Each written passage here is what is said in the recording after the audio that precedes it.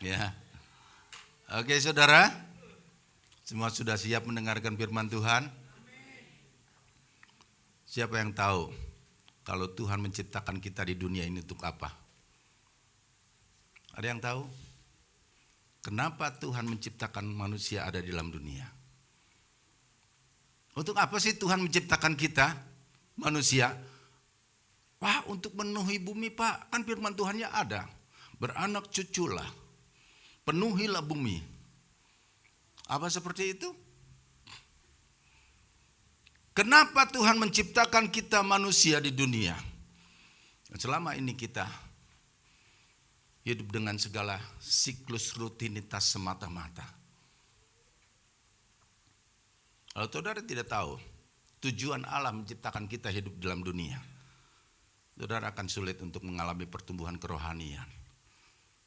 Saudara akan sulit untuk menyembah Tuhan dengan sungguh-sungguh. Makanya kita harus tahu dulu hal yang basic ini. Apa sih tujuan Allah menciptakan kita ada di dalam dunia? Mungkin selama ini kita menjalani kehidupan dengan siklus kehidupan rutinitas semata-mata, mulai dari bangun pagi, mandi, sarapan, berangkat kerja, begitu juga sore pulang kerja, mandi lagi, makan malam, tidur, besok bangun pagi lagi, seperti itu lagi kita lakukan rutinitas, betul? Ya mungkin saya berdoa pagi Pak, berdoa sebelum berangkat kerja, setelah bangun tidur kita berdoa. Tapi itu kita lakukan rutinitas semata-mata. Ya, mungkin sejak kita lahir, anak-anak, remaja, dewasa, menikah, punya anak. Kalau yang punya anak, kalau yang nggak punya anak ya ngikuti usia saja, sampai akhirnya tua, meninggal. Begitu juga lahir lagi, remaja, dewasa, menikah, punya anak, tua, meninggal. Begitu lagi seterusnya. Kita melakukan rutinitas semata-mata tanpa sadar kita tidak mengetahui apa tujuan Allah menciptakan kita hidup ada di dalam dunia. Amin. Saudara tahu? Mari kita buka ayatnya. Di dalam Yesaya pasal 43 ayat yang ke-7. Apa sih tujuan Tuhan menciptakan kita ada di dalam dunia ini? Bukan hanya sekedar untuk memenuhi bumi ini. Yuk kita sama-sama baca 2, 3. Semua orang yang disebutkan dengan namaku yang kuciptakan untuk, jadi Tuhan menciptakan kita untuk apa? Untuk mempermuliakan nama Tuhan. Amin. Jadi kita diciptakan Tuhan bukan untuk semata-mata untuk memenuhi bumi saja. Tapi Tuhan dengan tujuan yang sangat mulia, Tuhan menciptakan manusia untuk kemuliaan Tuhan yang kubentuk dan yang juga kujadikan. Jadi kita semua tahu sekarang ya, apa tujuan Tuhan menciptakan kita ada di dalam dunia? Untuk mempermuliakan nama Tuhan. Yang mau mempermuliakan nama Tuhan, berikan tepuk tangan. Haleluya. Nah, saudaraku yang kasih Tuhan. Jadi saudara, kalau kita tahu bahwa Allah menciptakan kita manusia itu untuk mempermuliakan nama Tuhan. Jadi kita nggak bisa sembarangan memakai tubuh kita lagi. Amin. Kita nggak bisa sembarangan lagi mempergunakan hidup kita semau gue. Kata orang Jawa, sekarepe dewe gitu kan. Maaf bicara, kalau ada yang ditato di tempat ini, tubuhnya ditato-tato gitu kan. Saya mau tanya, apakah itu mempermuliakan nama Tuhan? Halo? Tidak? Oh, tato saya salib Pak. Tatonya salib. Di sini salib, di sini salib, di sini salib, di sini salib. 7 salibnya. Di Golgota aja cuma 3 salibnya. Yang 4 lagi salib siapa itu? Haleluya. Saudara, saudara pernah melihat di YouTube itu ada orang yang berani mentato seluruh tubuhnya. Wajahnya ditato semua. Wah, mengerikan. Sampai matanya juga, itu kelopak yang putih-putihnya nggak ada. Jadi hitam semua, ditato semua. Lidahnya dibelah dua, kayak lidah ular. Di ular lidahnya bisa gini-gini, heran ya. Bahkan dia juga diimplan, dipasang tanduk di sini. Saya tanya, apakah itu mempermuliakan nama Tuhan? Tidak kan? Ada banyak orang yang mengidolakan seseorang. Mereka begitu mengidolakan seseorang. Dulu ada yang namanya King of Pop. Siapa itu? King of Pop. Michael Jackson. Ya, Michael Jackson. Itu king, rajanya pop. Banyak orang yang begitu mengidolakan Michael Jackson sampai dia berani mengeluarkan koceknya ratusan juta bahkan miliaran. Dia operasi total sehingga dia mirip seperti Michael Jackson. Mirip.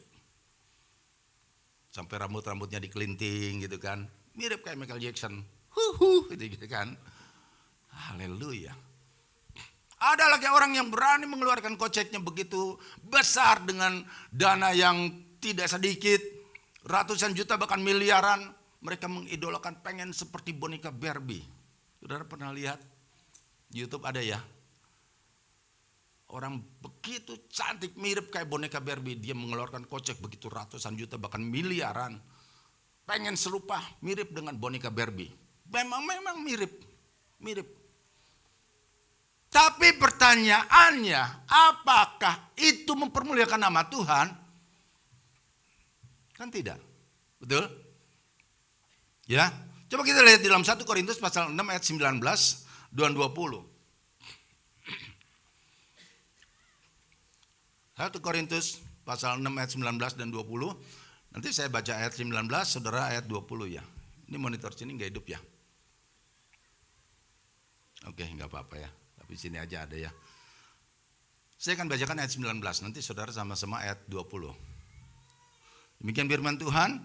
Atau tidak tahukah kamu bahwa tubuhmu adalah bait Roh Kudus yang diam di dalam kamu, Roh Kudus yang kamu peroleh dari Allah, dan bahwa kamu bukan milik kamu sendiri. Ayat 20-nya sama-sama 2, 3.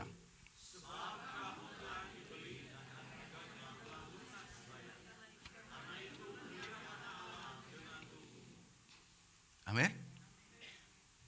Sebelum Tuhan Yesus datang ke dalam dunia, sebelum Tuhan Yesus mengorbankan tubuh dan jiwa raganya di kayu salib Golgota, jelas Tuhan juga menciptakan kita untuk mempermuliakan nama Tuhan.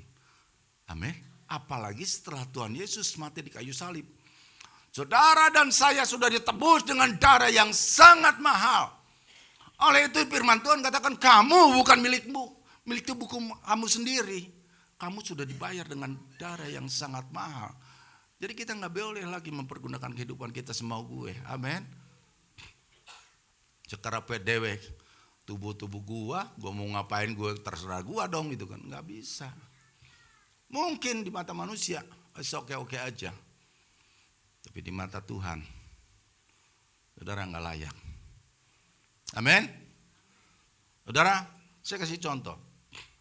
Kalau ada di sini yang bekerja di satu perusahaan atau instansi, saudara punya satu jabatan yang lumayan tinggi. Biasanya orang yang punya jabatan di satu perusahaan atau instansi, dia suka dikasih mobil inventaris ya. Nah, misalnya oke lah, dia manajer. Manajer ini kasih inventaris sama bosnya. Buat operasional, kasih mobil baru, Innova, ya Innova Reborn yang baru lah, warnanya hitam. Tapi dia nggak suka dengan warna hitam. Orang yang kasih inventaris ini nggak suka. Tapi mobil perusahaan semua warna hitam, mobil inventaris semua warna hitam. Dikasih. Karena dia nggak suka, dia pulang ke rumah, dia masukin ke bengkel. Masukin ke bengkel, dia cat total warna merah karena dia suka merah Ferrari, merah cabai. Jadi jreng, keren, wah merah. Lalu dia pergi ke kantor bawa mobilnya. Si bosnya bilang, kamu kemarin sudah dikasih inventaris kan? Oh sudah bos, siap bos, thank you ya bos ya. Mana mobilnya? Oh itu bos. Loh kenapa jadi merah katanya? Perasaan kemarin aku kasih hitam ya. Kenapa jadi merah? Iya bos, soalnya aku gak suka warna hitam bos, aku sukanya warna merah bos. Saudara, menurut saudara, apa yang dilakukan oleh si bos ini? Mulai detik hari itu dia tidak akan percaya lagi sama orang ini. Amin. Mungkin jabatannya diturunin juga. Bisa jadi. Karena apa? Ini milik perusahaan. Kok dia semau gue, dia memperlakukan inventaris. Nah sama dengan kita juga. Saya dan saudara dikasih kepercayaan oleh Tuhan. Diciptakan untuk kemuliaan nama Tuhan. Saudara dan saya sudah dibayar dengan darah yang sangat mahal. Saudara gak bisa lagi pakai semau gue hidup kita, tubuh kita. Amin. Ya. Jadi hidup kita harus mempermuliakan nama Tuhan. Nah, kita mau lihat bagaimana caranya agar hidup kita mempermuliakan nama Tuhan setiap hari, setiap saat, setiap detik. Agar hidup kita berkenan kepada Tuhan sesuai dengan tujuannya. Tujuan semula alam ciptakan kita adalah untuk mempermuliakan nama Tuhan. Amin. Yuk kita melihat yang pertama adalah apabila kita berbicara, ngobrol dengan siapapun, firman Tuhan katakan, berbicaralah seperti orang yang menyampaikan firman Tuhan. Karena itulah yang mempermuliakan nama Tuhan. Kita lihat ayatnya. 1 Petrus pasal 4 ayat 11. 1 Petrus pasal 4 ayat yang 11 demikian firman Tuhan. Beritakan, 1 Petrus pasal 4 ayat 11. Jika ada orang yang berbicara, baiklah ia berbicara sebagai orang yang menyampaikan firman Allah. Jika ada orang yang melayani, baiklah ia melakukannya dengan kekuatan yang dianugerahkan Allah. Supaya Allah dimuliakan dalam segala sesuatu karena Yesus Kristus ialah yang empunya kemuliaan dan kuasa sampai selama-lamanya. Amin. Ya mungkin saudara yang bekerja di pabrik, di perusahaan, di kantor, saudara bertanya, Pak, saya kan kerja di pabrik, Pak. Mana mungkin saya ngobrol berbicara firman Tuhan, ngobrol dengan teman, ngobrol firman Tuhan. Mungkin saudara bertanya seperti itu ya. Saya kan di kantor, mana mungkin Pak ngobrol firman Tuhan. Saudara, kira-kira bisa enggak kita, apa yang kita obrolkan itu menyinggung firman Tuhan? Bisa enggak? Dimanapun kita berada. Dan firman Tuhan katakan di 2 Timotius pasal 4 yang kedua, beritakanlah firman, siap sedialah baik atau tidak baik waktunya, nyatakanlah apa yang salah, tegurlah dan nasihatilah dengan segala kesabaran dan pengajaran. Saudaraku yang kasih Tuhan, kita bisa kalau mau.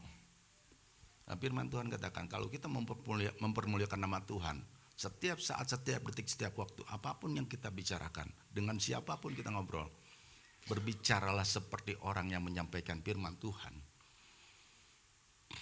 Tahu saudara caranya gimana? Baca firman Tuhan setiap hari. Siapa yang ingin baca firman Tuhan setiap hari? Astagfirullahaladzim. Dengan berapa gelintir saja, yang lainnya kumaha damang. Haleluya. Bagaimana mungkin kita bisa berbicara firman Tuhan? Bagaimana mungkin kita bisa mempermuliakan nama Tuhan kalau kita tidak baca firman Tuhan setiap hari? Dan firman Tuhan katakan apa yang keluar dari mulut itu berasal dari dalam hati. Amin. Yang keluar dari mulut itu berasal dari dalam hati. Jadi kalau hati dan pikiran kita diisi oleh firman Tuhan, yang keluar apa? Firman. Simpel kan? Kalau kita isi hati dan pikiran kita dengan firman Tuhan setiap hari, maka yang keluar dari mulut kita pasti firman. Saya waktu itu pernah ya ngobrol ngobrol dengan seorang ustadz. Karena saya di Cimahi juga saya terlibat di dalam forum kerukunan umat beragama, yaitu forum kekerabatan kerukunan umat beragama. Ya, nah ketuanya itu seorang ustadz, bukan ustadz lagi, dia seorang dosen UIN, Universitas Islam Negeri yang di ujung Berung itu. Dia juga seorang doktor teologi Islam. Jadi dia ketuanya, ketua forum itu, saya bendaharanya. Saya sering ngobrol-ngobrol. Waktu saya bersama-sama satu mobil dengan beliau tanya sama saya, "Bang," dia kan manggilnya abang sama saya, "Bang, betul nggak ya setan itu takut sama salib? Menurut saudara gimana?"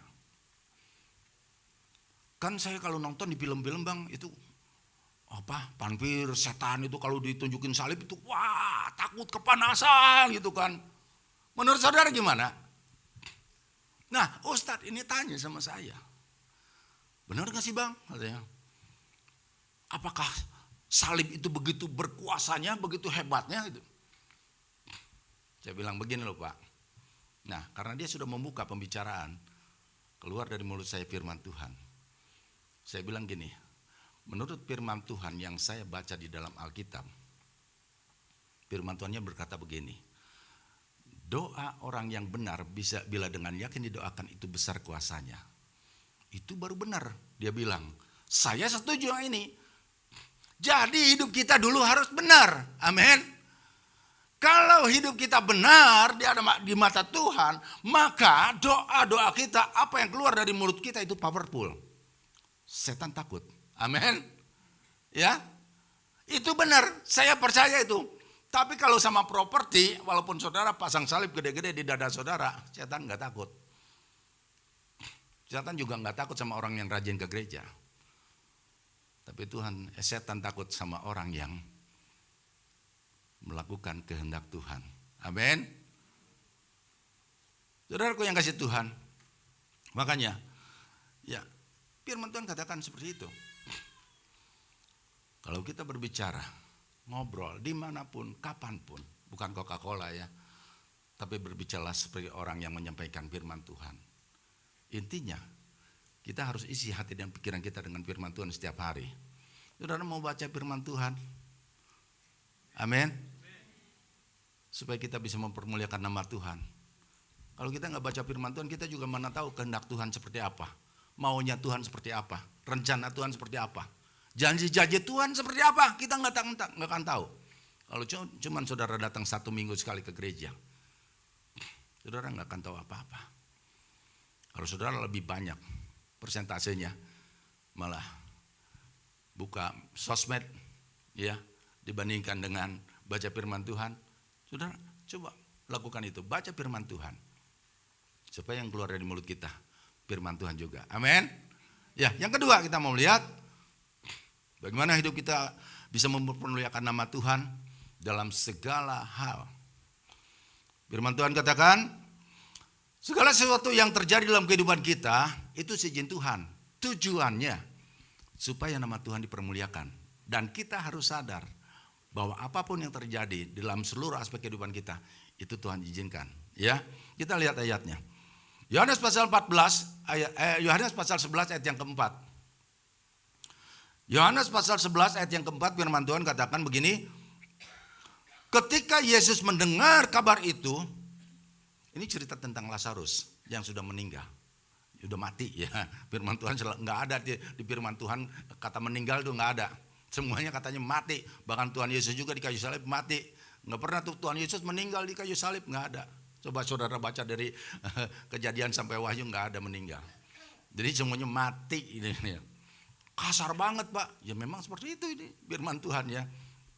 Ketika Yesus mendengar kabar itu, ia berkata, penyakit itu tidak akan membawa kematian, tetapi akan menyatakan kemuliaan Allah. Sebab oleh penyakit itu anak Allah akan dimuliakan.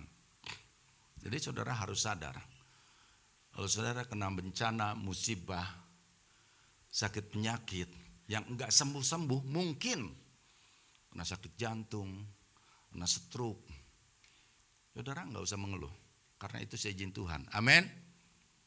Tujuannya apa? Di balik itu semuanya, kalau kita senantiasa mengucap syukur di dalam segala hal, apapun yang terjadi,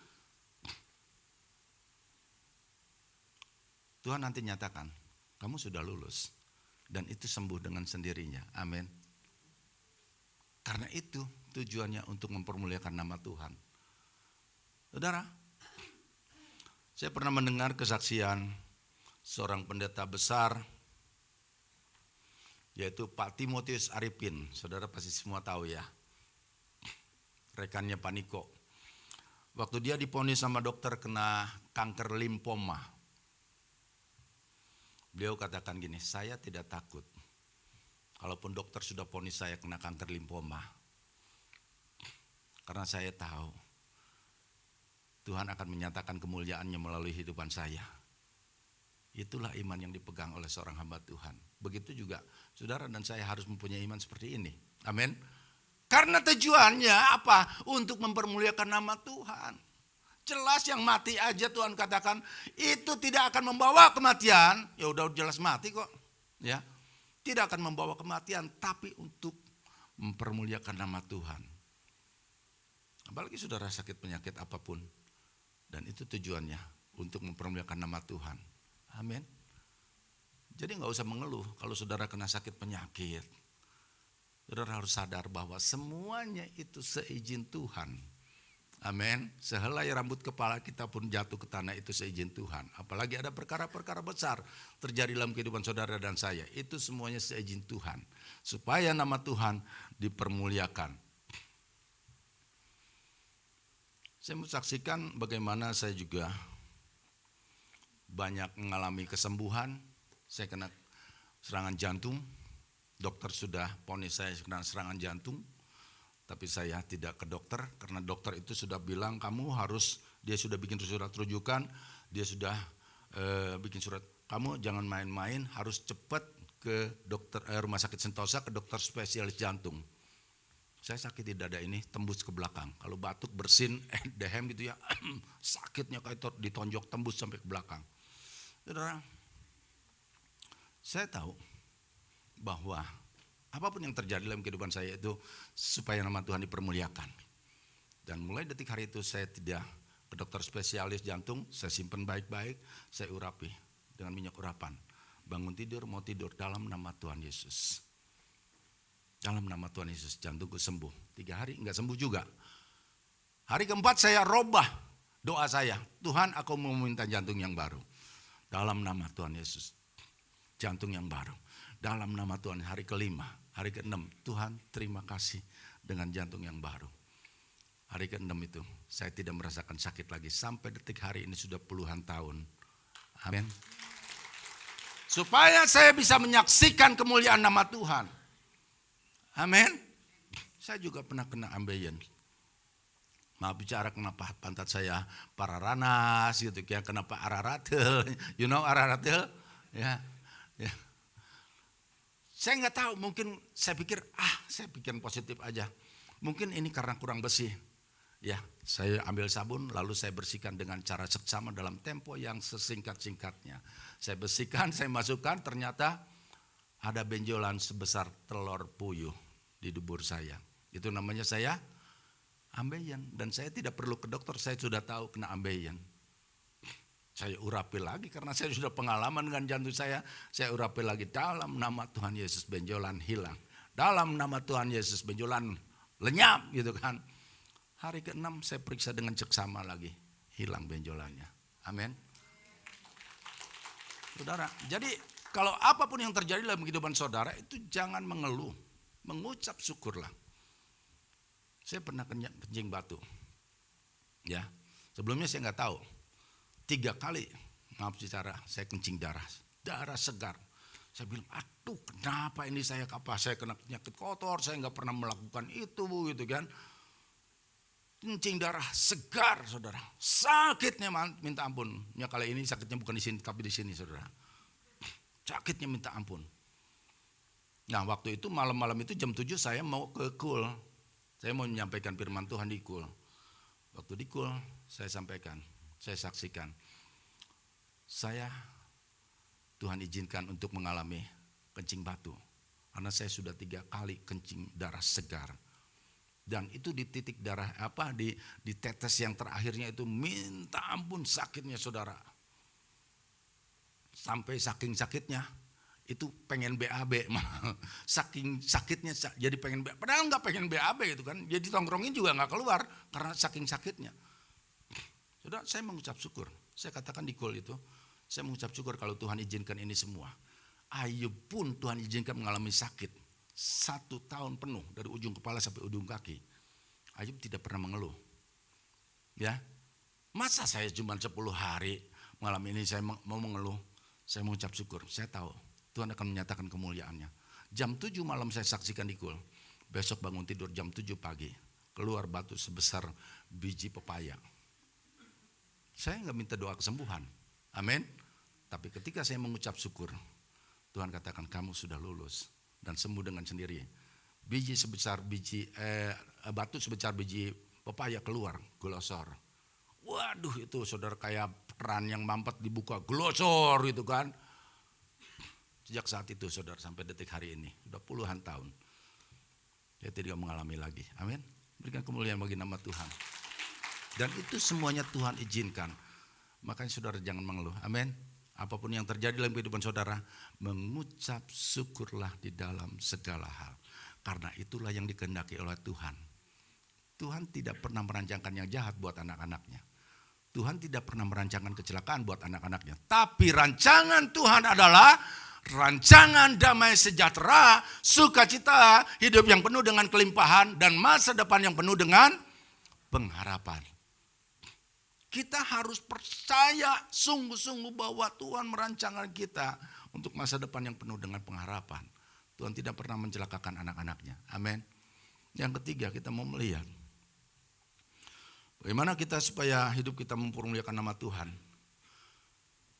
Tuhan akan dipermuliakan dalam seluruh aspek kehidupan kita ketika kita menghasilkan buah-buah.